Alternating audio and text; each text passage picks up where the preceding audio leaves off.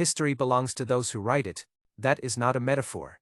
Inside the British royal family, inside the institution that has maintained its own records, its own archives, its own carefully curated version of events for centuries. History is a document.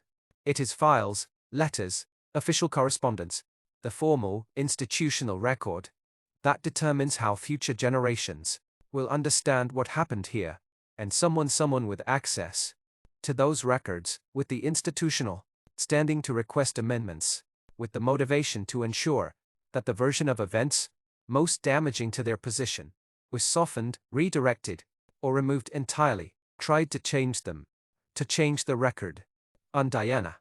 And when William found out, when the specific, documented evidence of what had been attempted reached the future king, something shifted.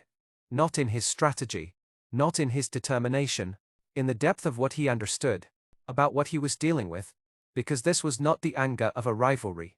This was not the institutional positioning of a woman protecting her place. This was the deliberate erasure of his mother's history, and William will not let it stand. Let me tell you what exists in those archives, because to understand the significance of what was allegedly attempted, you have to understand what the records contain. The British royal family maintains one of the most comprehensive institutional archives in the world, not just the public-facing history that appears in official biographies and commemorative publications, and the carefully managed narrative the palace presents to the world, but the working documents, the internal correspondence, the official communications between household staff and royal advisors, the records of specific decisions, who made them, when and in what context, the formal documentation of events inside the monarchy that would be historically significant, not because anyone intended them to be published or shared, but because institutions of this scale document everything. It is how they function. It is how they maintain continuity across reigns and governments, and the changing cast of advisors and household staff. And inside those records is Diana. Her time as Princess of Wales, the formal documentation of decisions made during her marriage, the institutional record of her requests for support, for security, for the help that was denied, and the responses those requests received. The record of a woman fighting an institution, and the institution's response to being fought. Sources close to those with access to the palace's archival process describe a series of requests, not dramatic ones, not the kind that announce themselves as what they are, the kind that move through institutional channels. In the careful, professional language of records management, requests for review of certain documents, requests for reclassification, the movement of specific files from accessible categories to restricted ones, where the threshold for access is higher, the process longer, the institutional gatekeeping more difficult to navigate. And in at least one case, sources describe something more specific, a request that went beyond reclassification, that involved the amendment of specific language in specific records, the softening of how certain events were described, the contextualization in a way that reframed the meaning, without technically changing the facts, of documentation related to Diana, to decisions made during her marriage, to the specific, formal, the institutional record of what the palace knew, what it decided, and what the consequences of those decisions were.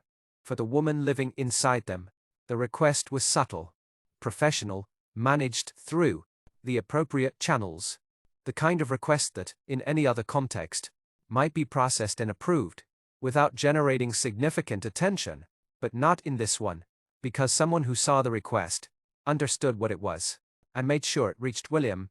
This is where the story returns to what Northwire has documented across previous episodes, the network, the people inside the palace, and adjacent to it, who understand what is happening, who have watched Camilla's moves, who have seen the pattern, who have made their own decisions, quietly, personally, at some cost, to their own institutional security, about which side of the story they are on. The person who saw the archival request and understood its significance was one of those people. Sources close to the situation describe the information reaching William through the same careful, indirect, impossible to trace channels that have been the route for everything He has learned in recent months, not dramatically, not urgently, with the calm, deliberate quality of someone who knows that what they are passing along will be received and used appropriately. William received it, read it, and sat with it for longer than he usually sits with things, because this was different from the confrontations and the ultimatums and the systematic dismantling of institutional position. This was an attempt to erase his mother, not from living memory, not from the public consciousness, from the record, from the permanent, institutional, historically significant documentation that would outlast everyone currently inside those walls. The attempt to amend the palace records, if confirmed, reveals something about Camilla that goes beyond the strategic, calculated, institutionally managed positioning that has defined her approach to the Diana question for 30 years. It reveals fear, not the rational, managed fear of someone who understands that their position is under threat and is taking reasonable steps to protect it. The deeper fear, the specific, particular fear of someone who knows exactly what the record says, who knows, because she lived it, from the inside, as a participant, exactly which documents contain what information, and who has now reached the point where the existence of those documents, sitting in an archive, accessible in principle to anyone with the appropriate standing, is something she cannot continue to leave undisturbed. You do not try to amend a record that doesn't threaten you. You do not request the reclassification of documents that are already serving your interests.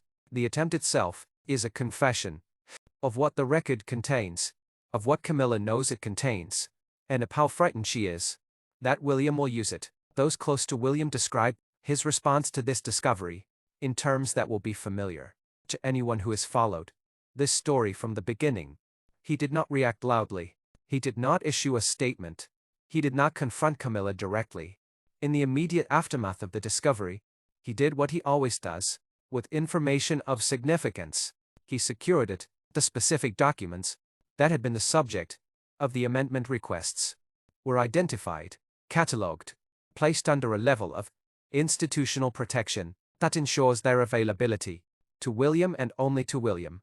Going forward, the attempt to restrict access to those documents resulted in the hands of William, in those documents becoming more accessible to him than they had previously been. This is the particular, a devastating irony of what Camilla did by drawing attention to specific records, by making clear through her requests exactly which documents she was concerned about. She handed William a map, a precise, specific, impossible to misread map of exactly where the most significant documentation of Diana's experience inside the palace resided. She tried to bury it, and in trying showed him where it was.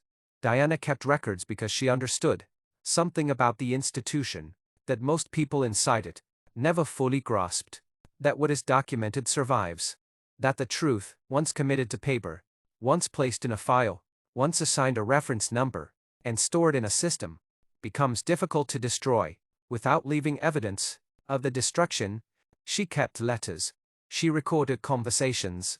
She documented what happened to her inside those walls, not in the hope that she would live to use it, but in the knowledge that someone would, that the right person, in the right moment, with the right authority, would find it. Camilla has spent 30 years trying to ensure that the right person never got close enough. She tried rehabilitation. She tried institutional positioning. She tried the ultimatums counter-requests. She tried the sympathy campaign. She tried the archival amendments. Each one a move, each one in the end, either failing outright, or, in the case of the archives, actively leading William to what she was trying to hide. Diana put the records there. Camilla tried to move them. And William, the son Diana built specifically to be exactly this, is standing in front of them, reading every word his mother left, and preparing to ensure that not a single one of them can ever be erased. Drop a comment.